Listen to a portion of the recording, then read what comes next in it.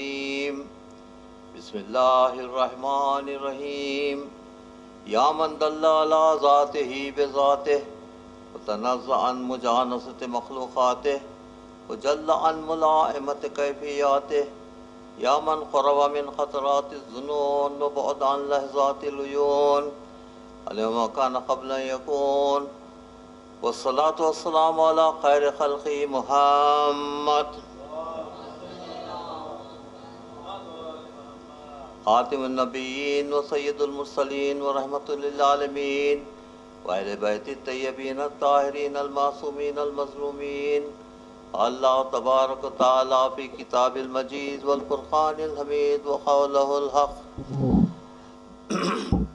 یؤتی الحکمۃ من یشاء ومن اوتی الحکمہ فقد اوتی خیرا کثیرا. صلوات محمد وعلی محمد. اللہ قرآن مجید میں ارشاد فرماتا ہے کہ اللہ جس کو چاہتا ہے اسے حکمت عطا کرتا ہے، اور جسے بھی حکمت حاصل ہوتی ہے ایسا ہے کہ اس نے خیر کثیر کو حاصل کیا. تو آج ان مجالس میں ہم حکمت کی باتیں کریں گے، کیونکہ مجالس کا عنوان ہے اسلامی فلسفی، فلسفہ اسلام. یہ دوسرے مذاہب کی بھی فلسفی ہے، لیکن وہ کمپیریٹیو اسٹڈی بعض جگہ جس جگہ پر ضرورت ہو وہاں پر ہم کریں گے، لیکن زیادہ تر ایمفیسس جو ہے زور اسلامی فلسفے پر ہوگا. تو جب ہم کسی لفظ پر غور کرتے ہیں تو اس کے دو قسم کے اس کے معنی ہیں. ایک تو شے کے لفظی معنی ہوتے ہیں جس کو آپ ڈکشنری میں معلوم کر سکتے ہیں. ڈکشنری آپ ریفر کیجئے تو اس کے لفظی معنی تو ہر انسان اپنے ضرورت کے لحاظ سے وہ ڈکشنری سے لفظی معنی حاصل کر سکتا ہے. دوسرے شے کے معنوی معنی ہوتے ہیں. معنوی، ایک تو لفظی معنی، دوسرے معنوی معنی. جیسے انسان کو لیجئے، انسان جب آپ کہتے ہیں تو اس کے لفظی معنی ہے کہ وہ ایک نوع ہے، ایک اسپیشیز ہے، نوع، جس کو اللہ نے بشر کہا ہے. اور حضور کی حدیث بھی یہ ہے کہ انا بشر مثلکم، میں تمہاری جیسا ہی نوع ہوں. لیکن اس کے بعد کی چیزیں لوگ بھول جاتے ہیں کہ آہا الیہ، لیکن مجھ پر وہی ہوتی ہے، اس بات کو بھول جاتے ہیں. اس میں کہ انا بشر مثلکم، میں تمہارے جیسا انسان ہوں. تو انسان ہونا انسان کے لفظی معنی ہیں، لیکن انسان کے معنوی معنی کیا ہیں؟ انسان کے معنوی معنی یہ ہیں کہ جس میں اللہ انسان فرماتا ہے قرآن میں، انا خلقنا انسان من نطفۃ امشاج نبتلیہ وجعلناہ سمیعا بصیرا. ہم نے انسان کو ایک ملے جلے نطفے سے پیدا کیا اور اس کو سماعت اور بصارت دی. یہاں پر سماعت اور بصارت کا مطلب انسان کا وہ بالکل کیریکٹرسٹک پہلو ہے.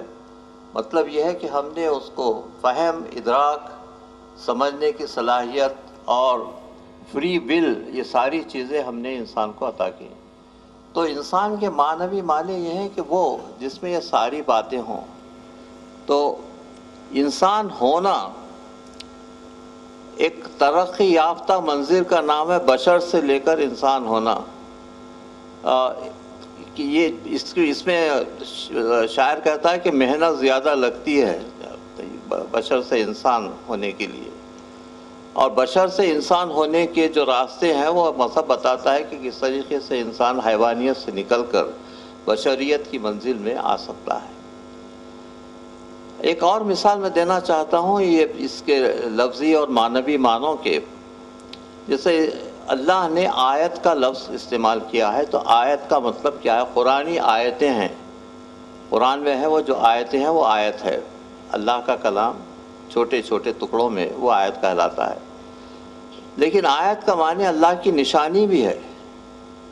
اللہ نے اپنے نشانیوں کو بھی آیت کہا ہے، اور اللہ کی نشانیوں کا ذکر سورہ روم میں ہے. آیت نشان 20 سے 30 تک اب جائیے کہ اس میں جتنی آلٹرنیٹ سورسز آف انرجی اس وقت دنیا میں معلوم ہے وہ سارے کے سارے اللہ نے اپنی نشانیاں کہا ہے، اور انسان کو ہدایت دی ہے کہ کیوں نہیں وہ ان چیزوں کی معلومات حاصل کرتا اور کیوں نہیں ان چیزوں پر قابو پاتا ہے۔ تو یہ اللہ کی نشانیوں کو بھی کہا گیا ہے۔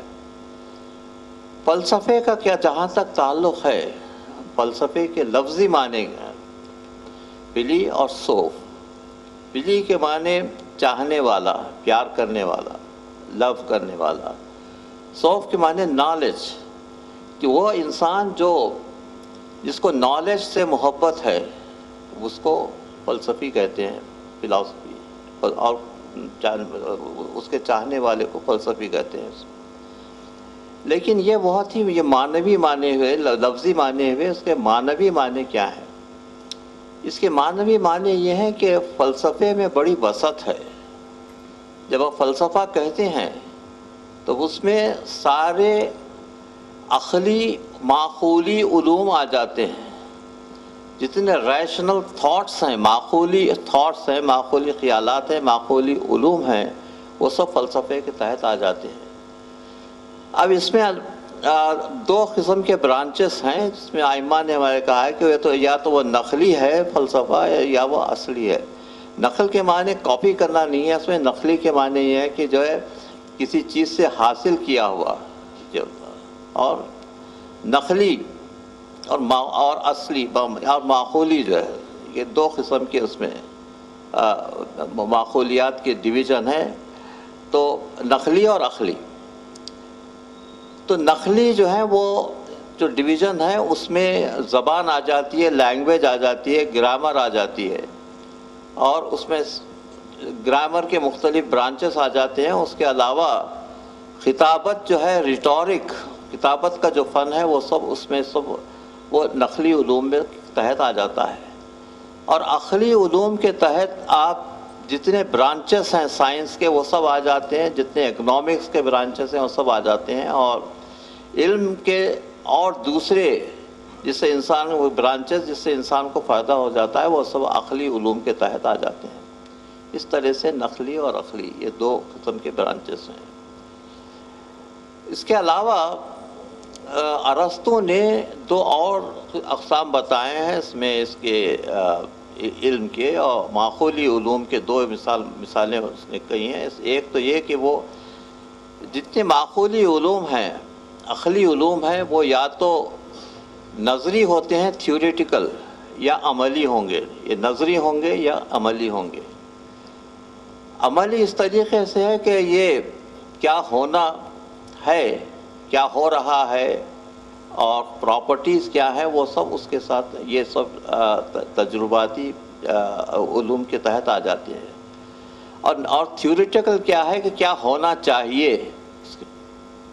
تو جب آپ کوئی تھیوری اس سے نکالتے ہیں تو وہ نظریاتی تھیوری جو ہے وہ ایک تھیوری بن جاتی ہے۔ تو کیا ہے اور کیا ہونا چاہیے، یہ دونوں چیزیں ارسطو نے بتلائیں، اور اسی کو مولا متقیان نے اپنے خطبوں میں بھی بیان کیا ہے بہت ہی ڈیٹیل کے ساتھ کہ العلم و علمان، علم دو قسم کے ہے، علم الادیان اور علم الابدان۔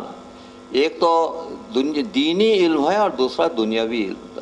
تو نالج کے دو برانچز مولا متقیان نے بتلا دیے تھے اپنے خطبات میں۔ تو علم الابدان اور علم الادیان، تو علم الابدان جو ہے باڈیز کا نالج آف دی باڈیز، تو باڈیز ہر قسم کی ہوتی ہیں، اس کی جیسے ایٹم سے لے کر ایک ذرے سے لے کر اور جتنے پارٹیکل فزکس ہے یہ سب علم الابدان میں آ جاتا ہے۔ اور علم الادیان جو ہے وہ مذہبی نالج ہے، وہ علم الادیان ہے، اور علم الابدان، یہ دو قسم کے مولانا نے اس کے ڈویژنز بتلائے۔ اور آپ غور کیجئے کہ یہ ساری چیزیں اس کے تحت آ جاتی ہیں۔